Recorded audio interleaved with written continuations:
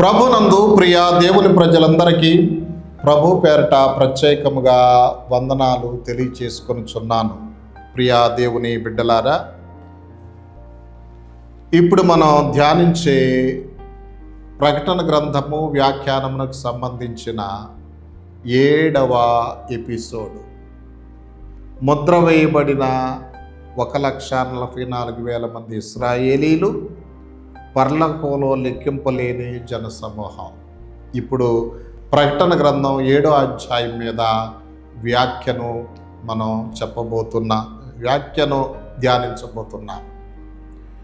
ప్రియదేవుని బిడ్డలారా, ముద్ర వేయబడిన 1,44,000 మంది ఇశ్రాయేలీలు, పరలోకంలో లెక్కింపలేని జనసమూహము. ఇది 7వ ఎపిసోడు. ఇవన్నీ భవిష్యత్తులో జరగనై ఉన్నాయి. గత ఎపిసోడ్లో 6వ ఎపిసోడ్లో 6 ముద్రల గురించి మనం ధ్యానించాం. దీనిలో 7వ ముద్రల గురించి ధ్యానించబోతున్నాం.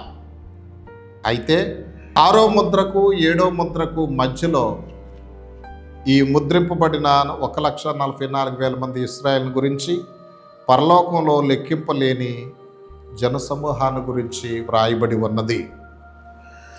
ప్రభునందు ప్రియదేవుని బిడ్డలారా, ఈ విధంగా ముద్రలు విప్పుతూ ఉన్నప్పుడు విడవబడిన వారి మీదకి శ్రమలు వస్తున్నాయి. శ్రమలు వచ్చేటప్పుడు దేవుడు దయగలవాడు కనుక, జాలిగలవాడు కనుక 2 గుంపుల వారిని ఆయన రక్షించుకోవటం జరుగుతుంది.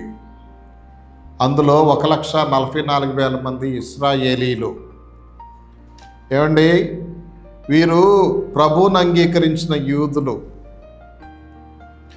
సంఘములోని వారు మాత్రం కాదు. రెండో గుంపు వారు కొంతమంది అన్యజనులు. ముద్ర వేయబడిన 1,44,000 మంది ఇశ్రాయేలీలు అంటే గోత్రమునకు 12,000 మంది చొప్పున 12 గోత్రాల్లో 1,44,000 మందిని దేవుడు వీళ్ళని ముద్రించుకుంటాడు తన కొరకు. ఇన్ని శ్రమలు వస్తున్నప్పటికీ తన కొరకు ఒక ప్రత్యేకమైనటువంటి జనంగాన్ని ఉంచుకోవటం జరిగింది. ఏ విధంగా అయితే ఆహాబ్ అనేటువంటి రాణి దేవుని ప్రవక్తలను చంపుతుంటే బయలుకు మోకాళ్ళలోనని వారిని 7,000 మందిని దేవుడు ఏర్పాటు చేసుకోవటం జరిగింది.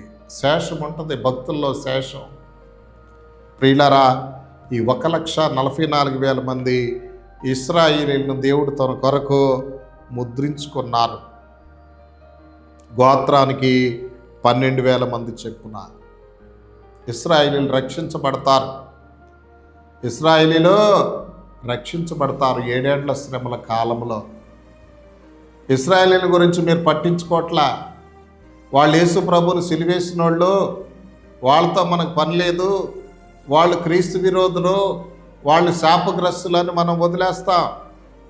దేవుని బిడ్డలారా, మనం వదిలేయచ్చు, కానీ దేవుడు మాత్రం వారిని విడిచిపెట్టరు.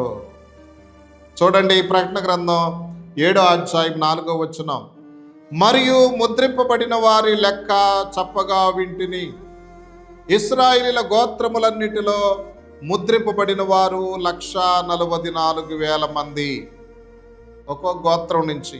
ప్రియదేవుని బిడ్డలారా, అంటే ఇశ్రాయేలీల పట్ల శ్రద్ధ వహించాడు. రక్షణ యూదుల్లో నుంచే వచ్చింది. ఇశ్రాయేలును కాపాడువాడు కునుకడు, నిద్రపోడు. ప్రియదేవుని బిడ్డలారా, అదిగో విడవబడిన వారిలో ఇశ్రాయేలీలు కూడా ఉంటారు.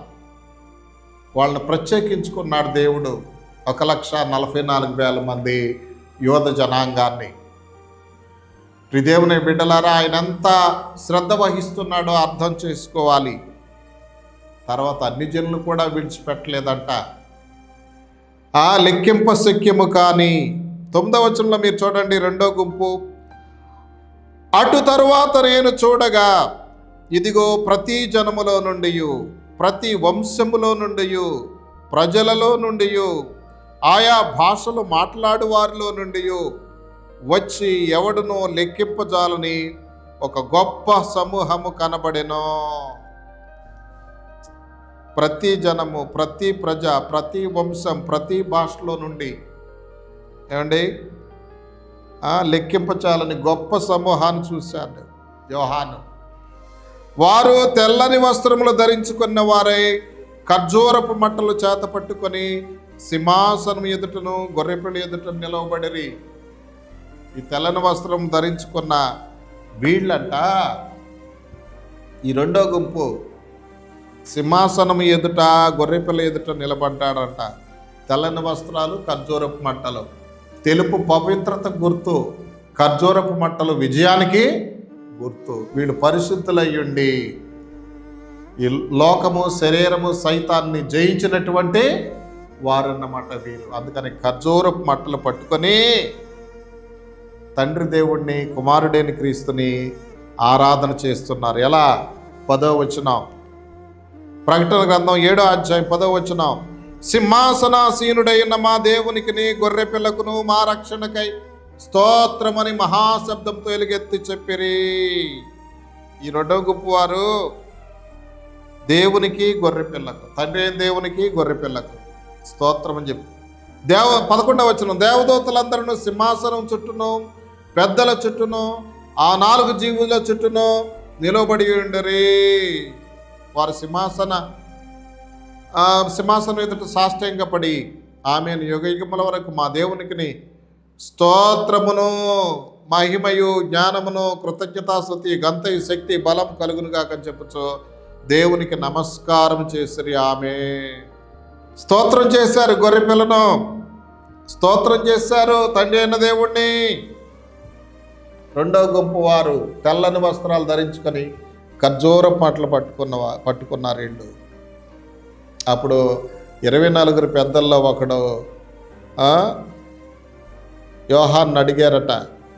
13వ వచనం, ప్రకటన గ్రంథం 7వ అధ్యాయం 13వ వచనం. పెద్దల్లో ఒకడు తెల్లని వస్త్రములు ధరించుకొని ఉన్న వీరెవరు, ఎక్కడి నుండి వచ్చిరని నన్ను అడుగెను. అందుకు నేను, అయ్యా నీకే తెలియననగా అతడు నాతో ఎలాగో నిలబడ్డారు. తెల్లని వస్త్రాలు ధరించారు, ఖర్జూరపు మట్టలు పట్టుకున్నారు. వీళ్ళు ఎక్కడి నుంచి వచ్చారని యోహాన్ని అడిగారంట 24 పెద్దల్లో ఒకడు. అప్పుడు వాళ్ళు సమాధానం ఇచ్చారంట. ఏమని? 14వ వచనం 3వ లైన్. గొర్రెపిల్ల రక్తములో తమ వస్త్రములను ఉదుకుకొని వాటిని తెలుపు చేసుకొనిరి. ఇంకోటి పైన కూడా ఉంది, వీరు మహాశ్రమల నుండి వచ్చిన వారు. మహాశ్రమల నుంచి వచ్చిన వారు. విడవబడిన లోకంలో మహాశ్రమలు జరుగుతాయి కదా, ఆ శ్రమల్లో దేవుని కొరకు ప్రాణాలు పెట్టినటువంటి వారు వీళ్ళే. ఆ సింహాసనం ఎదుట, గొర్రెపిల్ల ఎదుట నిలబడిన అన్యజనులు 1,44,000 మంది యూదులు, వీళ్ళు అన్యజనులు. ఈ 2 గుంపుల వారు ఏమండి మొదటి 3.5 సంవత్సరాల కాలంలో దేవుని కొరకు ఏర్పాటు చేయబడతారు. రెండో 3.5 సంవత్సరాల కాలంలో ప్రాణాలు పెడతారు. వీళ్ళు పరలోకంలో దేన్ని అనుభవిస్తున్నారంట? 15వ వచనం.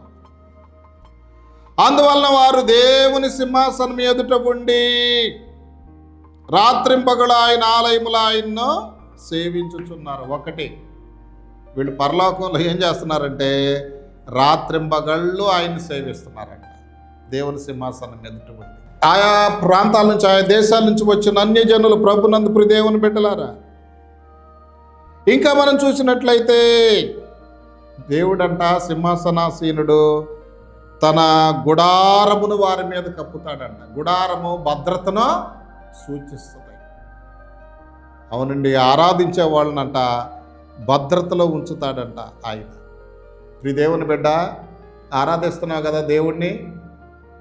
ఆరాధించినప్పుడు దేవుడు ఏం చేస్తాడు? నీకు భద్రతను కలగజేస్తాడు. నువ్వు భయపడుతున్నావేమో, నాకేమైనా కీడు జరుగుద్దేమో, నాకేమైనా అపాయం జరుగుద్దేమో అని. చూడండి, ఆయన తన గుడారమును వారి మీద కప్పును. ఎంత శ్రద్ధ! ఆయన మిమ్మును గూర్చి చింతించుచున్నాడు గనుక మీ చింత యావత్తు ఆయన మీద వేయండి. ఇక ఇంకేంటి వాళ్ళకి ఎటువంటి కృప ఉందో చూడండి. 16వ వచనం, వారికి ఇక మీదట ఆకలి అయినను దాహమైనను ఉండదు, సూర్యుని ఎండ అయినను ఏ వడగాలి అయినను వారికి తగ్గదు. కొదువులు ఉండవండి, ఆకలి దప్పులు ఉండవు, ఆరోగ్యం ఉంటుంది. ఏముంది? ఆకలి అయినా దాహమైన సూర్యుని ఎండ అయినా ఏ వడగాలి అయినా దేవుడు ఎంత శ్రద్ధ వహిస్తున్నాడో చూడండి. నువ్వేం ప్రతిసారి బాధపడిపోతావు. తర్వాత 17వ వచనంలో, ఏలయనగా సింహాసన మధ్యమందుండు గొర్రెపిల్ల వారికి కాపురి అయి జీవజలముల బొగ్గ యొద్దకు వారిని నడిపించును. గొర్రెపిల్ల కాపురిగా ఉంటారు. నిత్యము దప్పికొనకుండా ఉండటానికి జీవజలముల బొగ్గ యొద్దకు నడిపిస్తాడు. జీవజలముల బొగ్గ అంటే పరిశుద్ధాత్మే. దేవుడే వారి కన్నుల నుండి ప్రతి బాష్ప బిందువును తుడిచివేయను. ఏడుపు ఉండదో, దుఃఖం ఉండదో, ఏముండదు. అంత హ్యాపీనెస్. త్రిదేవుని బిడ్డలారా, అటు ముద్రలతో ఉప్పినప్పుడు శ్రమలు వస్తున్నాయి, కానీ ఆయన మీద పడిన వాళ్ళని కూడా 7 ఏళ్ల శ్రమల కాలంలో రక్షించుకుంటారు. ఆయన వైపు తిరిగిన వాళ్ళని.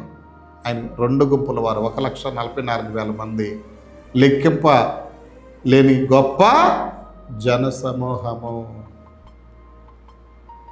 ప్రియదేవుని బిడ్డలారా, ఇవన్నీ కూడా మరి జరగనవి ఉన్నాయి. జరిగిపోయినవి కాదండి, ఇవి జరగబోయేవి.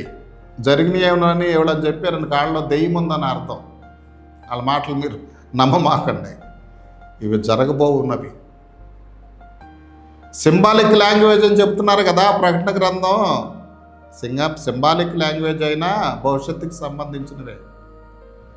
స్కాలర్స్ ఈ ప్రకటన గ్రంథాన్ని నమ్మరు. బైబిల్ స్కాలర్స్ వాళ్ళని పక్కన పెట్టేయండి మీరు. వాళ్ళ మాటలు వినమాకండి. మిమ్మల్ని భయపెట్టడానికి చెప్పట్లే ప్రకటన గ్రంథం. ఇది బోధించకపోతే మేము పాపం చేసిన వాళ్ళం అవుతాం. మీరు తెలుసుకుని ఉండాలి. ఇది చాలా ముఖ్యమైనటువంటి సబ్జెక్ట్. కాబట్టి రానున్న ఎపిసోడ్లో కూడా మీరు సిద్ధపడి వాక్యం వినటానికి ప్రయత్నం చేయండి. అటువంటి కృప పరిశుద్ధాత్మ దేవుడు మీకు అందరికీ దయచేయుదురుగాక. ఆమేన్. ప్రియ తండ్రి, నాయన 7వ అధ్యాయం వరకు ప్రకటన గ్రంథాన్ని ధ్యానం చేసుకుంటాక మీరు ఇచ్చిన కృప కొరకు వందనాలు, స్తోత్రాలు. విన్న వాక్యాలని హృదయంలో భద్రపరుచుకొని వాక్యానుసారం జీవించే కృప దయచేయి. రానున్న రోజుల్లో మిగతా ఎపిసోడ్లు కూడా ధ్యానం చేయడానికి సహాయం చేయి. మమ్మల్ని అందరినీ దీవించండి. యేసు నామములో ప్రార్థించి స్తుతించి వేడుకొనుచున్నాం పరమ తండ్రి. ఆమేన్.